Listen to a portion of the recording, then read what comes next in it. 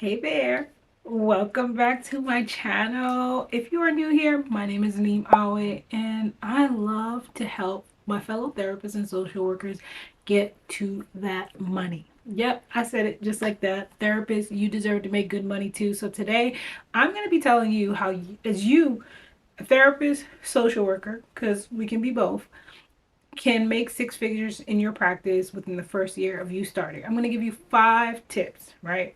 5 really important tips you must follow if you want to earn six figures at the end of the year. So six figures is a big range. That can be 100,000, that can be 200,000. It is all possible if you follow these 5 tips. So make sure you stick through to the end because I'm going to give you an added bonus. And if you are not subscribed already, please subscribe to my channel. Please. Please subscribe to my channel. Before we go any further, make sure you subscribe. I'm going to give you some time. All right, so we're going to get into it. But before we go any further, I just wanted to say that thank you all for all the ongoing support. And I love to make content like this. I love to give free game to people like this. So make sure you let me know in the comments what other things you want to see, or if you have any follow-up questions, or you have points of clarification that I can go into for you, because I'm kind of moving along. All right.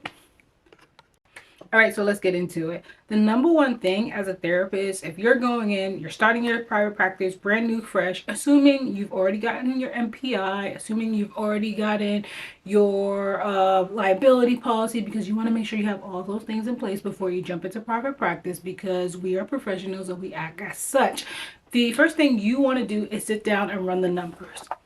I always encourage people to work backwards. And what I mean by that is, like, ask yourself, how much do you want to earn, right? So say if your magical number for you to earn this year is $125,000. That's what you want to earn at the end of the year through your private practice. Because we know $125,000 is the goal, it allows us to break down those numbers. That will then trigger you to then ask yourself, okay, not ask yourself, but now you got to look at, run the numbers from that $125,000. So if I want to make $125,000, how much do I need to charge per session? So do I need to charge A, $100, B, 25, C, 75, or D, 150 per session? Or I'm going to throw you a curveball, E. Do I just take insurance, negotiate a rate, and kind of work through that? The good news is that you can accept insurance or you can be private pay. Surely being non-insurance can come with a lot of benefits, including not having to deal with insurance, because that can be a headache at times. But if you fine tune your system, which I can talk about another time, it can be a breeze and no longer serve as a sort of hindrance, if you will, to getting that money. So run your numbers. Ask yourself how much you want to make. This is something we should get into the practice of doing as business owners every single year. Right? We're in Q1 right now. It's a new quarter, new year. We're going in, we're stating, actually we're in Q2, I lied. So we're going in and we're asking ourselves, how much money do we want to make? And so from there, I'm going to say, do I need to raise my prices, right? Depending if I'm already in private practice and I'm charging $125, do I need to raise my prices, or do I need to go up, right? And so that is going to be really important, especially determining how long and how hard you want to work, right? Do you want to run a part-time private practice where you're only working $20 an hour, 20 hours a week, right? Well, if you're working 20 hours a week, then how much do I need to charge to get to that end goal? Does that mean I need to charge 200 per session, things of that nature? So you got to run your numbers and make it make sense for you. But running the numbers is the most important step in getting to that goal of earning six figures or 100K plus during your year in private practice. So my that was number one. Number two, now if you are saying that, hey, I want to accept insurance because I understand that the people and the population that I want to serve, they may not be able to spend $200 out of pocket. That's great, admirable, we love that. You then are going to get credentialed with insurance companies. You could start this process a couple of ways. One, you could venture out, watch my video about credentialing on your own and get it done that way. Two, you could hire a third-party company to do it for you, and wait times can be anywhere from 60 to 90 days. turnover time. But if you get somebody that's really good at what they're doing, they can definitely get it done in a really time efficient manner. And then third way, you can use third party companies like Headway, Alma, Spring Health, those companies, what they're doing, these tech companies essentially right now, what they're doing is they're working with therapists to get them paneled, and they have the ability to negotiate some pretty good rates. Like Headway has me really shook. Like I'm like, how are they able to negotiate this rate? Like I couldn't even get this as my own as a private practice, and I'm the clinician, right? I run this thing. And so they get, my understanding is Headway gets $25 off the top of every client session that's built. So if you're comfortable with that, that is definitely a way to do it. It takes the headache from you kind of chasing and running after people. And also the good thing is that you could bill on those platforms.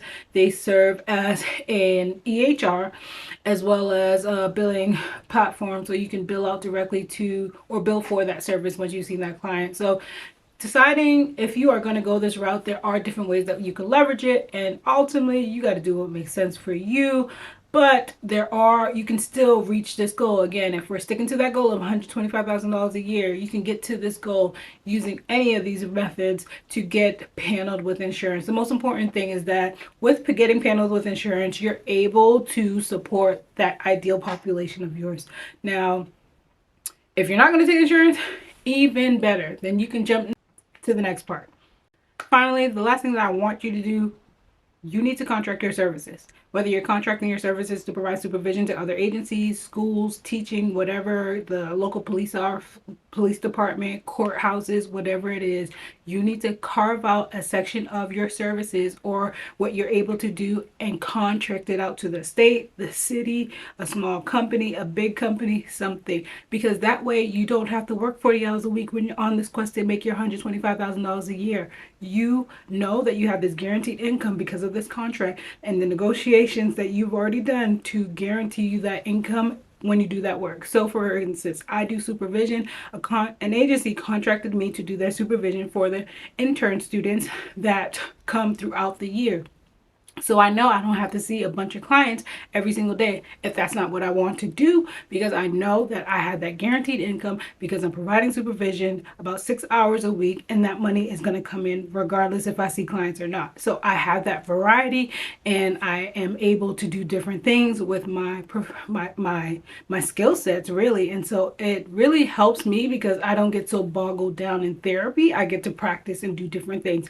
Now, if you're a therapist that love to do therapy 24 hours a day, that's perfect, then you don't got to worry about this. But I promise you, if you want to, again, make more money and meet that $125,000 goal or even more, you definitely want to carve out and contract your services to outside vendors. And so when you ask yourself, what could I possibly do? Think about that skill set, think about that niche that you have. You can work from there. So hopefully you've enjoyed this. Let me know what questions you have below, and make sure you like and share this with any therapist or social worker that you think could benefit from this information. And as always, I'm so grateful for you. Thank you for watching through to the end, and hopefully you've enjoyed this, and I'll see you next time.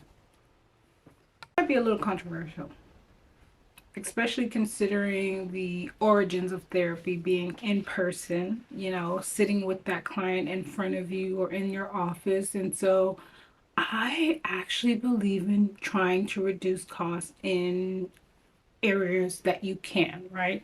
Do you need the office space? Can you leverage telehealth to run a 100% private practice online? I think you can, and I think you can be just as successful. When you look at the cost of sometimes running a business and taking into consideration the overhead of renting an office space, depending on what city or state you're in, that can be a lot of money. So something that you want to ask yourself is like, do I absolutely have to be in person, or can I be in person a couple days and then telehealth remote for the next? Like, is that something that you can manage? I do believe that if you can keep your overhead down, you can definitely see a difference in terms of like what money you are holding on to in regards to sort of your earnings, right? So I believe running a telehealth practice, like leveraging this telehealth networks and platforms that are out there, a lot of them are really good, you know, You have your EHRs, you have your telehealth systems. Like, you could run a practice and be really successful 100% online. Now, depending on the clients that you're serving and the population, this is going to be a really difficult answer to land on. And so that's something that you're going to have to ask yourself. It's not impossible to make that $125,000 a year doing either way. But if you think about being in person and renting that office, you may have to see a couple more clients to make that, make it make sense for you financially, versus if you were home doing telehealth. That cost or that overhead is a little, not little, a lot less, again, depending where you are in the region, in the country, can be a lot less for you as a private practitioner. So something to consider. I'm not telling you to go either way. I'm asking you to take a look at those numbers that you developed earlier in step one and see what makes sense for you, and then go from there. Another thing that you should be doing when you're going out to private practice and you want to make that $125,000 this first year, clear it easily, you got to pick a specialization. That means you need to go be trained in EMDR, somatic, some sort of trauma based therapy intervention, because if you have that specialization, you can in fact charge more. In fact, when it's time, if you go down the road of insurance and you're reaching out to the insurance, or you're negotiating your rate with the insurance company, you can negotiate more because you have that certification, right? Because you're trained in that modality that maybe nobody else in a quarter-mile radius of you actually has. And so that gives you an extra leverage that you could make more money on. Or in the fact that you're charging, or your private pay, that allows you to charge more per session. So EMDR sessions, I know people that charge $300, $400 for EMDR intensives, right? Or EMDR sessions. And so you get to determine what that rate's going to be based on the population that you're serving and the clients that you're working with. So get a specialization, especially if you're going into private practice. And it goes back to the marketing, right? What makes you unique as a provider?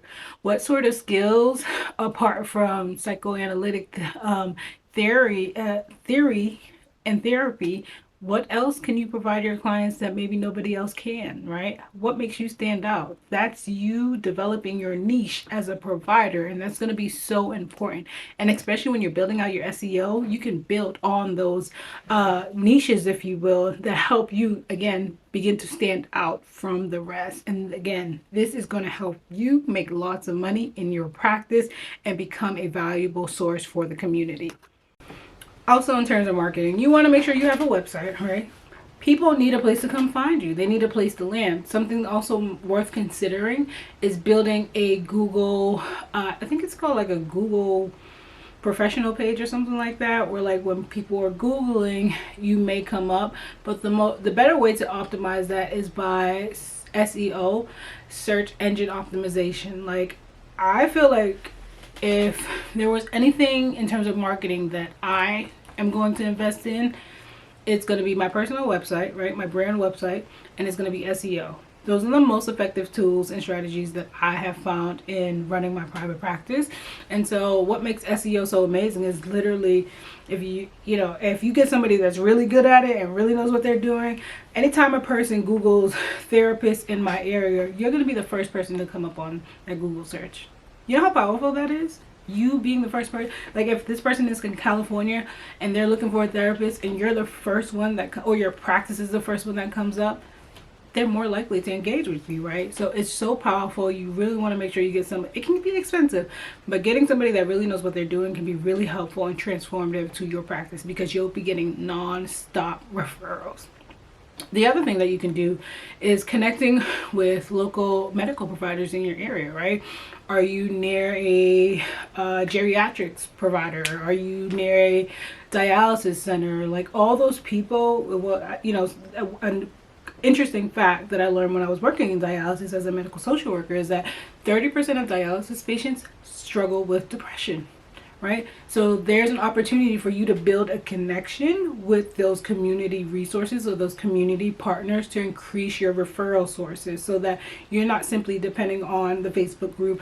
And so you have your name out there circulating, and you're like, you're building your referral base, and you're sort of like their preferred therapist that they want to work with. And so that's non-stop referrals for you, and like having a process to manage that, right? So that's why it's so important to have things like the website, so that you can sort of have people land somewhere or know where or how to contact you. Free game. Third step, in order to get to this $125,000 per year, new and private practice, like you're determined to get it, you got to do this: marketing. Marketing, marketing, marketing. Yes, I know it's something that we all don't learn as therapists in school, because they don't give us marketing classes for whatever reason. But marketing, you could use different strategies, right? You could join Facebook groups. There's so many of them, right? For therapists who specialize in this area, therapists of color, therapists of women, men, black men. Like, there's just so many groups out there. You can tap into those and use those as amazing marketing tools, because they're just generating referrals all day, literally people are looking for somebody to take this client because somebody can't take this client. Like, it's a great way to get in front of people, and also it's a great way to shine your skill set, right? What makes you unique as a provider? What makes you so special as a provider? What's your specialization, right? What niche do you want to work with? Like, that is an opportunity to connect with fellow therapists and really have them get to know you better on a level that speaks to your expertise, and also, again, utilizing it as a connection base at the bare minimum.